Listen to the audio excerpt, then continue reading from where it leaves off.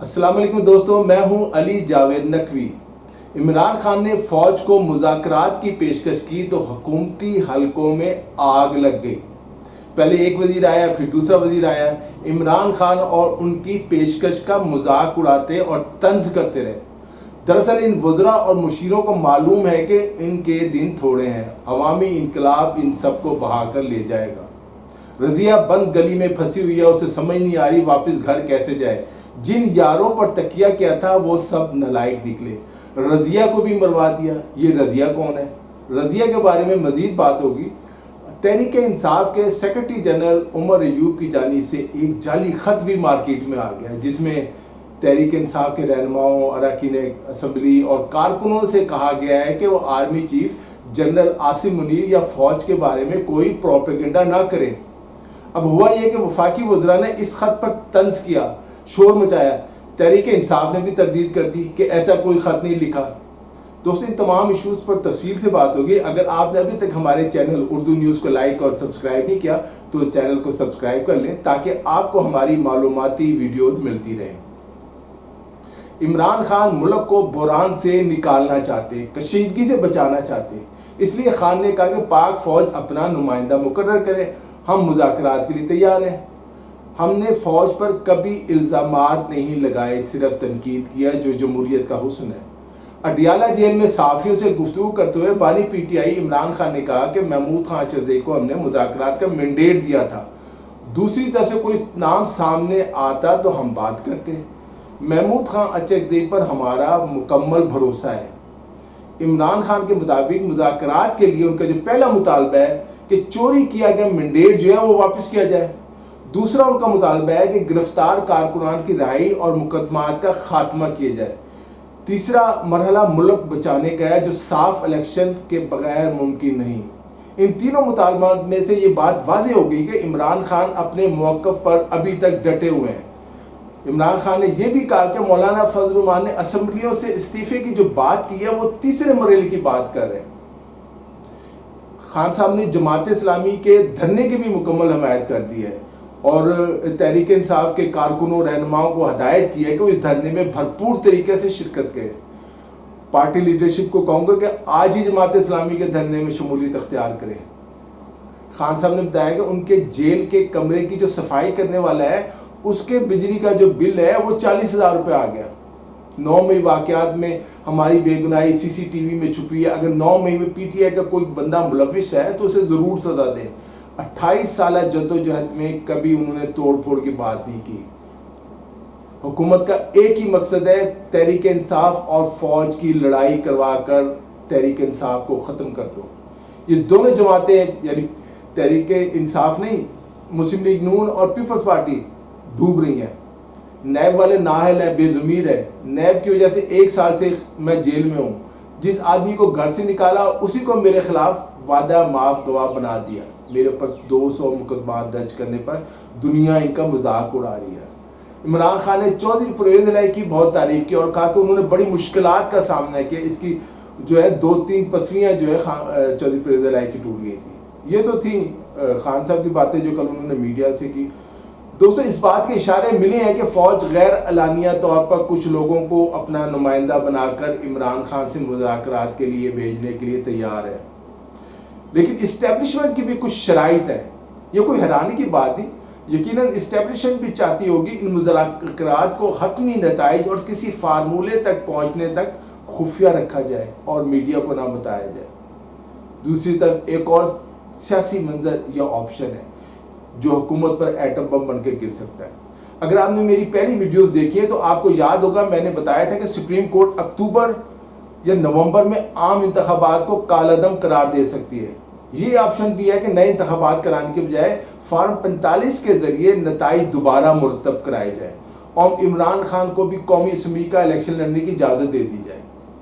اس حوالے سے ایک درخواست پہلے ہی سپریم کورٹ میں زیر سماعت ہے، کچھ اور درخواستیں بھی ہیں۔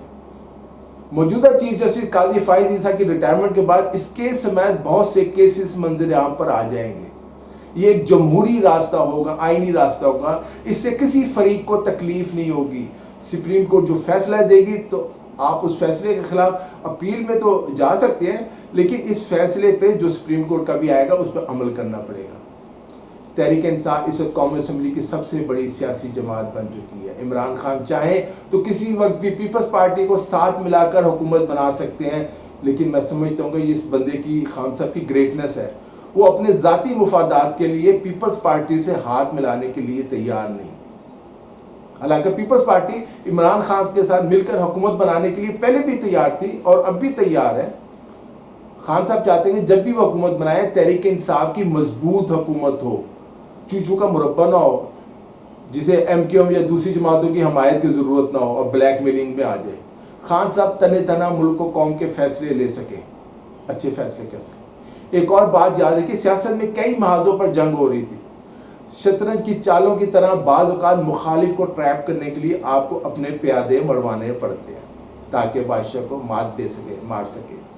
آپ نے ہنی ٹریپ کا نام بھی سنا ہوگا۔ جرائم پیشہ افراد لالچ دے کر سادہ لوگوں کو اپنے جال میں پھنسا لیتے ہیں۔ سیاست میں بھی ہنی ٹریپ بھی ہوتے ہیں۔ شہباز شریف ہنی ٹریپ میں آ گئے، ان کی سیاست اور پارٹی دونوں ختم ہو گئی۔ ٹیکنوکریٹس حکومت کی باتیں یوں ہی نہیں ہو رہی ہیں، اس کے پیچھے بھی اسٹیبلشمنٹ کا ہاتھ ہے جو چاہتی ہے کہ 2 سال کے لیے ٹیکنوکریٹ حکومت لائی جائے جو معیشت کی بہتری کے لیے اقدامات کرے۔ اب سوال یہ ہے کہ اگر کوئی ایسے اقدامات، امکانات یا کوئی گنجائش یا کوئی طریقہ ہے تو آپ موجودہ حکومت سے وہ کام کیوں نہیں لے لیتے جو ٹیکنوکریٹ نے کرنا؟ جو آپ نے کام ٹیکنوکریٹس کو لا کے لینا ہے شہباز شریف سے کرا لیں، یا صرف تجربات کا شوق ہے؟ نواز شریف مسلم لیگ نون کے اجلاسوں اور آف دی ریکارڈ گفتگو میں کہہ چکے ہیں وہ شہباز شریف حکومت کی کارکردگی سے مطمئن نہیں اور نہ ہی انہیں کام کرنے دیا جا رہا ہے۔ دوستو، اسٹیبلشمنٹ سے مذاکرات چاہے ناکام ہو جائیں، لیکن اگر ملک میں سیاسی استحکام چاہیے، ملک کو چلانا ہے، تو عمران خان کو رہا کرنا پڑے گا۔ مسلم لیگ کو انہیں ایک سیاسی حقیقت تسلیم کرنا پڑے گا۔ اگر ایسا نہ کیا تو ہمیں مشرقی پاکستان جیسی صورتحال کا سامنا کرنا پڑ سکتا ہے۔ صدر آصف علی زرداری کو چاہیے کہ وہ جنرل یحییٰ خان والی غلطی نہ کرے، ورنہ قوم جنرل یحییٰ کی طرح ہی انہیں یاد رکھے گی۔ صدر اپنا آئینی حق استعمال کر سکتے ہیں، وہ وزیر اعظم شہباز شریف کو کہیں کہ قومی اسمبلی سے اعتماد کا ووٹ لیں۔ اگر اعتماد کا ووٹ لے لیتے ہیں تو ٹھیک، نہیں تو عمران خان کو دعوت دیں کہ وہ تحریک انصاف کی حکومت بنائیں۔ خان بنائیں یا نہ بنائیں یہ ان کی مرضی ہے، ان کا سیاسی اور جمہوری حق ہے، وہ نئے انتخابات کا مطالبہ کر رہے ہیں۔ دوسری آئینی حق جو ہے کہ الیکشن کمیشن کو ہدایت کریں صدر مملکت کہ وہ فارم 45 کے نتائج قوم کو جاری کرے تاکہ دودھ کا دودھ پانی کا پانی ہو جائے، سچ اور جھوٹ سامنے آ جائے۔ یہ ملک کو بند گلی اور غیر یقینی صورتحال سے نکالنے کا بہت آسان فارمولہ ہے۔ عمران خان کے لیے فوجیوں کو بغاوت پر اکسانے کے الزامات میں پاکستان آرمی کے ریٹائرڈ افسر لیفٹیننٹ کرنل اکبر حسین کو پاکستان آرمی ایکٹ 1952 کے تحت جنرل کورٹ مارشل کے ذریعے سزا سنائی گئی ہے۔ کل یہ خبر آئی تھی، آپ نے بھی سنی ہوگی۔ مجاز عدالت نے جو انہیں قصوروار قرار دیتے ہوئے قانونی عمل کے ذریعے 10 مئی 24 کو 14 سال کی سزا تھی، جس کے تحت 26 جولائی 24 کو ان کا رینک بھی ضبط کر لیا گیا۔ اس سے پہلے جاسوسی، ریاست کی سلامتی اور مفادات کے منافی اقدامات پر سابق میجر عادل فاروق راجہ اور حیدر مہدی کو بھی فوجی جنرل کورٹ مارشل کے ذریعے آرمی ایکٹ 1952 کے تحت بغاوت پر جو اکسانا اور سرکاری راز ایکٹ جو ہے 1923 اس کی بھی خلاف ورزی کے الزامات لگے، اس پہ سزا ہو گئی تھی۔ آپ کو یاد ہوگا عدالت نے عادل فاروق راجہ اور حیدر مہدی 7 اور 9 اکتوبر 2023 کو قصوروار قرار دیا، انہیں 14 اور 12 سال کی جو سزا تھی وہ سنائی تھی۔ دونوں افراد کے رینک بھی جو ہے 21 نومبر 2023 کو ضبط کر لیے گئے تھے۔ بہرحال دونوں اب یوٹیوب پہ چینل ان کے موجود ہیں، لوگ دیکھ رہے ہیں۔ دوستو، جو لوگ ملک ٹوٹنے یا دیوالیہ ہونے کا خواب دیکھ رہے ہیں ان کے لیے بری خبر ہے کہ ایسا کچھ نہیں ہو رہا۔